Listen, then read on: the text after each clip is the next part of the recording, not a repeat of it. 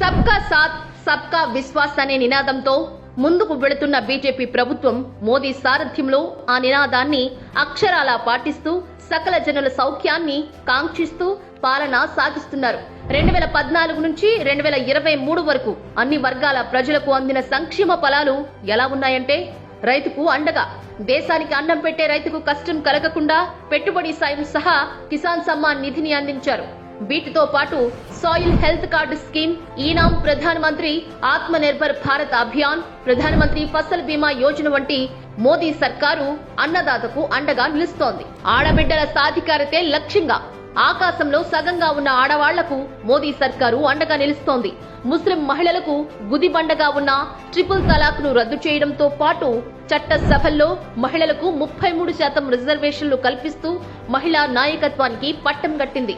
వ్యాపార రంగంలోనూ మహిళలు రాణించేలా ముద్రా లోన్లు అందించడం సహా స్వయం ఉపాధితో ఆడబిడ్డలు ఎదిగేలా డ్వాక్రా సంఘాలకు రుణాలు అందించి ప్రోత్సహించారు. యువత నైపుణ్యాభివృద్ధికి శిక్షణ, అర్హులైన వారికి రోజ్గార్ మేళాల ద్వారా ఉద్యోగాలు అందించారు.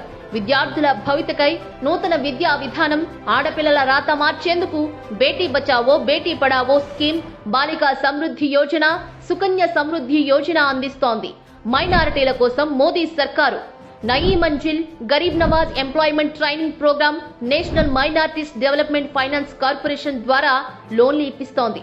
పేదలకు కడుపులు నింపడానికి ప్రధాన మంత్రి గరీబ్ కళ్యాణ్ యోజన, సామాన్యుడి స్వప్నానికై పీఎం ఆవాస్ యోజన, తాగునీటి కోసం జల్ జీవన్ మిషన్ ద్వారా నల్లా సదుపాయం అందిస్తోంది.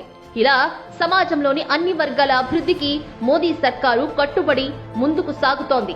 సబ్కా సాథ్ సబ్కా వికాస్ పేరుతో భారత చరిత్రలో మోదీ సర్కారు కొత్త పుటలకు శ్రీకారం చుట్టింది.